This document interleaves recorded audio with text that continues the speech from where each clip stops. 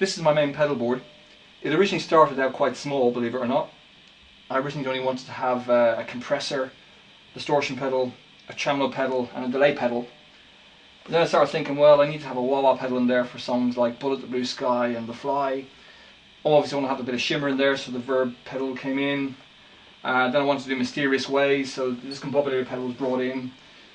And all of a sudden I ended up with this massive big array of pedals. And in order to keep things as nice and clean as possible from an audio perspective, making sure the audio from my guitar amp was preserved as best as possible, what I did was I bought this CAE looper. This switcher is quite nice. It brings in and out the relevant dirt pedals as and when I want to, so most of these pedals are actually isolated from the main audio unless I want them in, which is great. And the way the audio works is the guitar into the board. Underneath the board there's a buffer, a squeeze through buffer. That splits the signal into the tuner, an isolated tuner out, and then the main audio comes into my CAE switcher. Now within the switcher I've got 4 loops. The first loop is the wah, second loop is distortion, third loop is modulation, the mod factor, and the fourth one is the EMA discombobulator loop. And then the main out is split again in here, one to the pedal and Verb 6 for the shimmer. That goes to another output. And the main out comes from here into my delay. I didn't isolate this in its own loop because 99% of the time I'm going to have the delay on anyway, so it's not going to be too much of an issue keeping that in there. And at the very end I got this nice buffer booster pedal. This is a super clean boosting pedal that is unbelievably gorgeous, absolutely wonderful, and it really drives the valve amps beautifully. From a setting of 0 to 10 it's currently on about 3 or 2, so it's a really powerful setting even in its own right.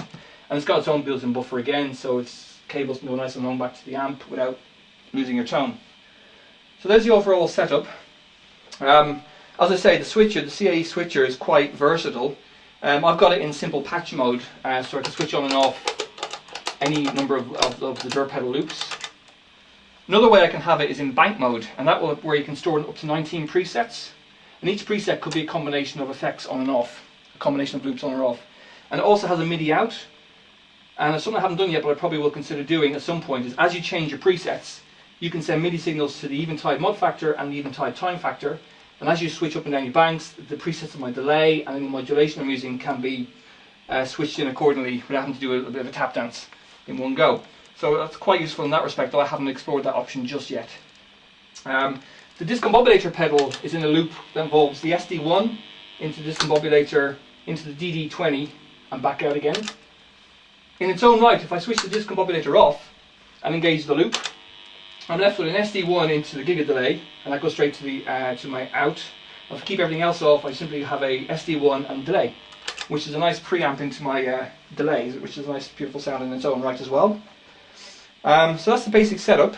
The sort of in terms of amps, I've got a Fender Blues Junior I only bought a week or so ago. It's quite new for me. It's a beautiful sound. I like it in its own right, and I have used it for other purposes, other non-YouTube purposes already in the last few days alone. And it's really gorgeous. And I've got an AER acoustic amp, a 60, compact 60. This is a beautiful acoustic clean amp, absolutely gorgeous and very powerful for its size. And I use it for a lot of my acoustic stuff. And so I'm using it here for the shimmer. And I'm using the Fender Blues as the main sound for this demo. I've added another pedal which is not part of my board. It's in here. And because I'm not using my Vox amp, I've decided to pre the Fender with a Vox over the top boost. And it gives you that sort of Vox-esque gain and distortion and dirt before it goes into the main amp. So it's a nice little extra kick into the Fender amp. And I think it sounds quite nice in its own right.